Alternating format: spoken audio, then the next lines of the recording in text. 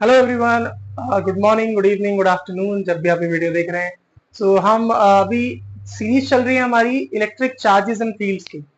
इससे पहले हम 3 लेक्चर्स अपलोड कर चुके हैं जहां पे आपने पढ़ा कूलम्ब्स लॉ के बारे में, इलेक्ट्रिक फील्ड्स के बारे में, उसके न्यूमेरिकल्स करें और फाइनली टॉर्क के बारे में उसके न्यूमेरिकल्स करें। बस एक लास्ट छोटा सा टॉपिक रह गया है इसमें, इसके न्यूमेरिकल्स मैं डिस्कस करना चाहता हूँ, वो है electric field due to an electric dipole. Okay, so आज का टॉपिक हमारा यही है, electric field due to an electric dipole।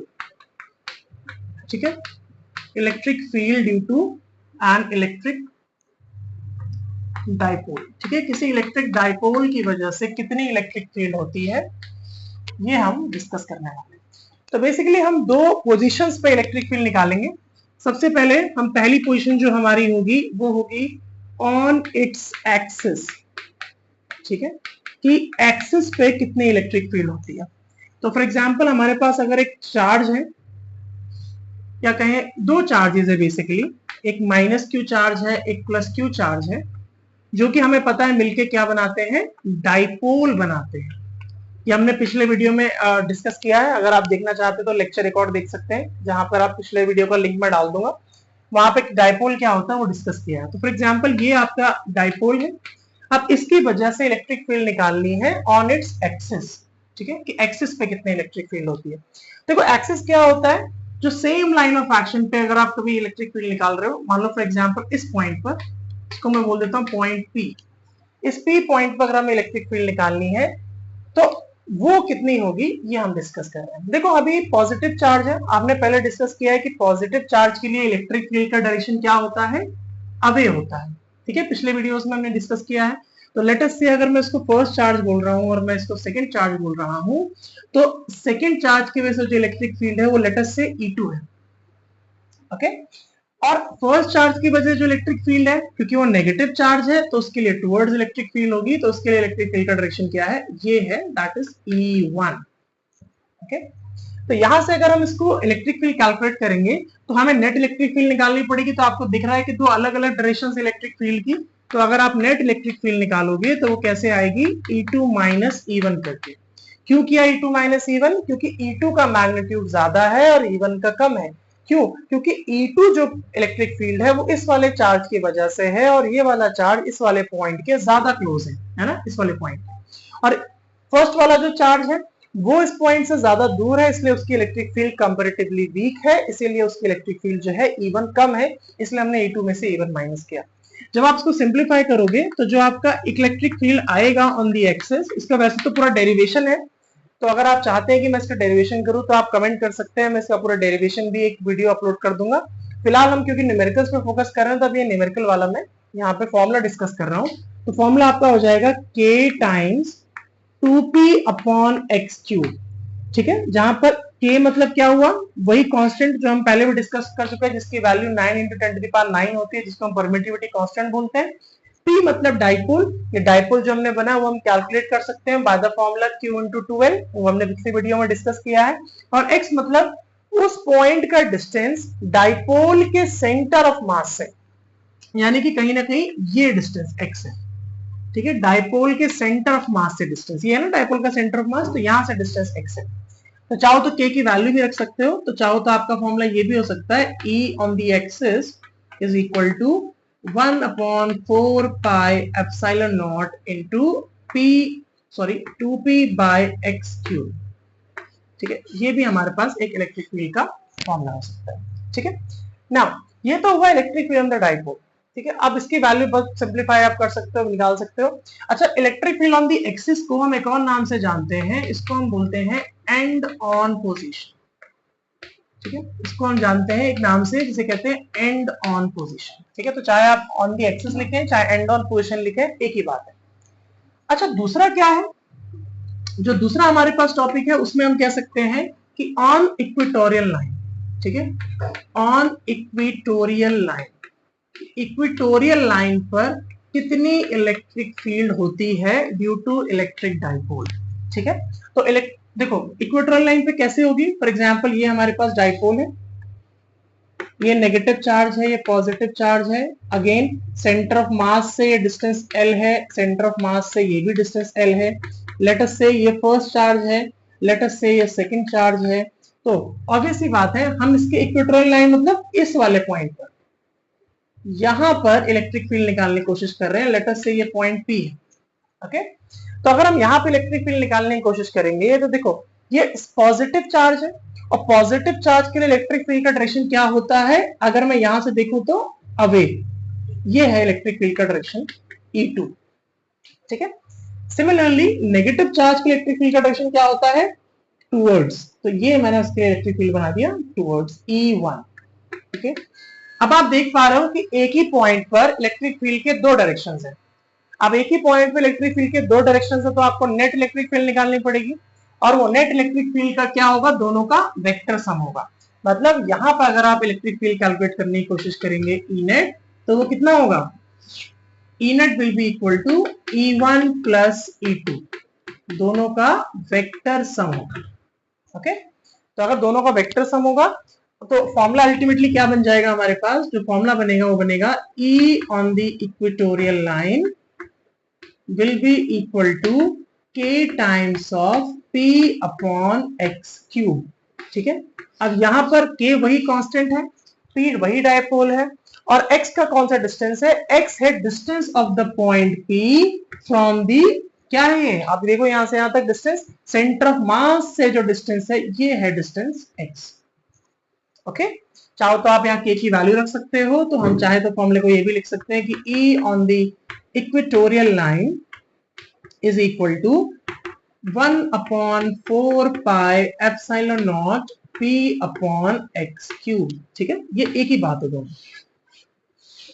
अच्छा, जो इक्वेटोरियल लाइन पे जो हमारी इलेक्ट्रिक फील्ड हम निकालते हैं ना, उस पोजीशन को एक और नाम से जाना जाता है, इसी को हम कहते हैं broad side on position. Broad side on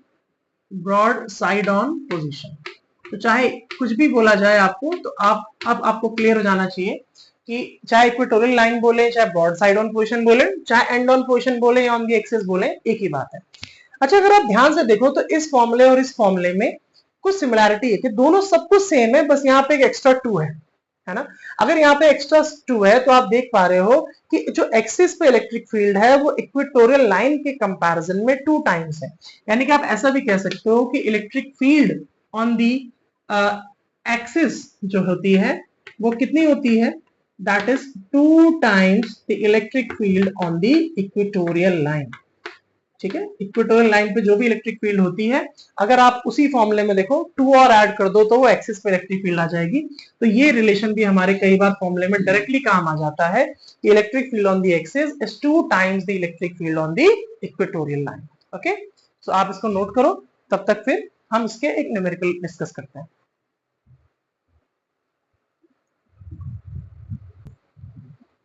okay, सो इस पे हम न्यूमेरिकल हम एक करने की कोशिश करते हैं electric field due to an electric dipole का। ओके, सो ये हमारे पास क्वेश्चन है। तो ये क्वेश्चन क्या बोल रहा है, इसकी लैंग्वेज समझते हैं कि 2 charges of plus 2.4 microcoulomb and minus 2.4 microcoulomb are at a distance of 2.5 into 10 to the power minus 3 meter apart from each other. So determine the electric field on the broad side on position। ठीक है, broad side on position पे electric field निकालनी है at a distance of 0.30 metre from the dipole, and if the dipole is rotated through 90 degree then what will be the intensity of field. चलो second part तो बाद में, पहले जितना first part है उतना समझ में आ रहा है। इतना समझ में आ रहा है कि इलेक्ट्रिक फील्ड निकालनी है कहां पर, ब्रॉड साइड ऑन पोजीशन पे, जो कि डाइपोल की वजह से बन रही है।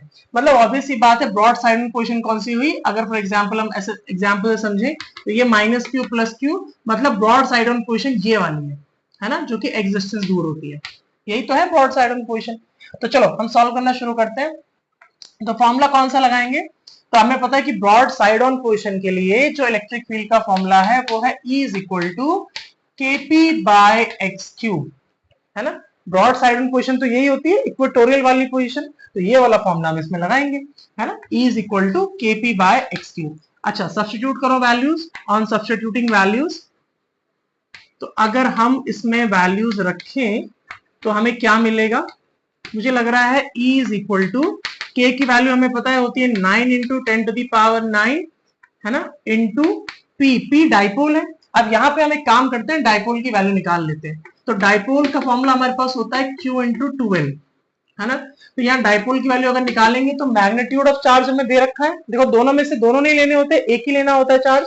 तो चार्ज कितना है 2.4 माइक्रो कूलम, माइक्रो मतलब 10⁻⁻6 इंटू 12 जो है वो पूरा डिस्टेंस होता है इनके बीच का। तो पूरा डिस्टेंस ऑलरेडी दिया हुआ है 2.5 into 10⁻⁻3। So this is 2.5 into 10⁻⁻3।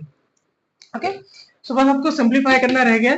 तो अगर ये देखो पावर्स को सिंप्लीफाई करेंगे तो 10⁻⁻6 10⁻⁻3 तो कितना हो गया 10⁻⁻9 और 24 इंटू 25 अगर करेंगे तो 24 इंटू 25 कितना हुआ 60 है ना, 60 यानी कि 6.0 है ना। ठीक है, सही है 6.0 है ना। तो ये हमारा हो गया 6.0 इंटू 10⁻⁻9 कूलम मीटर। तो ये हमारी डाइपोल की वैल्यू हो गई। अब इस डाइपोल की वैल्यू को हम डायरेक्टली यहाँ यूज कर सकते हैं। तो यहाँ वैल्यू रखते हैं 6 इंटू 10⁻⁻9 अपॉन, ठीक है सब कुछ मीटर में, ऐसा यूनिट में कोई दिक्कत नहीं है, अपॉन एक्स क्यूब। अच्छा एक्स क्या है, ब्रॉड ऑन पोजीशन पे जहां इलेक्ट्रिक फील्ड निकालनी है वहां का डिस्टेंस है, कहां से, सेंटर ऑफ मास से। ये सेंटर ऑफ मास है ना, यहां से याद करो अभी डेरिवेशन में किया था। तो यहाँ पे वैल्यू कितनी है 0.30, यही तो है वो एक्स, यही तो है एक्स ये वाला है ना। तो 0.30 मीटर, तो यहाँ रख देते हैं 0.30 मीटर का क्यूब। ओके, तो अब इसको अगर आप सिंप्लीफाई अब करना चाहोगे तो सिंप्लीफाई करोगे तो क्या होगा, देखो चाहो तो यहीं पे अगर आप इसका पॉइंट हटाना चाहो तो यहाँ पे डबल जीरो आ जाएगा, जीरो से जीरो कैंसिल हो जाएगा, मतलब 3/10 का क्यूब हो गया। अगर 3/10 का क्यूब सिंप्लीफाई करेंगे कितना होगा, देखो 9 6 आर 54 इंटू 9 10⁻9 तो इससे तो ये पूरा ही कैंसिल हो गया, तो यहाँ तो खाली 54 ही बच रहा है। अच्छा और क्या बचेगा, देखें यहाँ पर 3 का क्यूब है, 3 का क्यूब कितना होता है 3 3 9 3 27, तो ये 27 हो गया। और नीचे 10 का क्यूब, 10 का क्यूब मतलब कितना हुआ 1000 है ना, 10 का क्यूब हुआ 10 10 100, 100 इंटू 10 टाइम्स में 1000 हो गया। अच्छा 27 1 is 27, 27 2s are 54। So finally you can see कि इलेक्ट्रिक फील्ड की जो वैल्यू हो रही है वो कितनी हो रही है 2000 न्यूटन पर कूलम।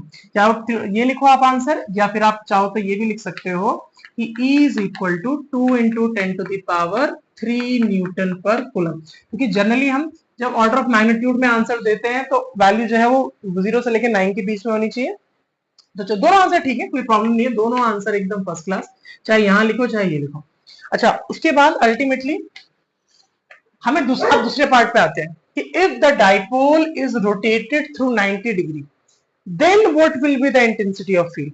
मतलब अगर इस डाइपोल को आप 90 डिग्री रोटेट करते हो तो क्या इंटेंसिटी होगी इलेक्ट्रिक फील्ड की।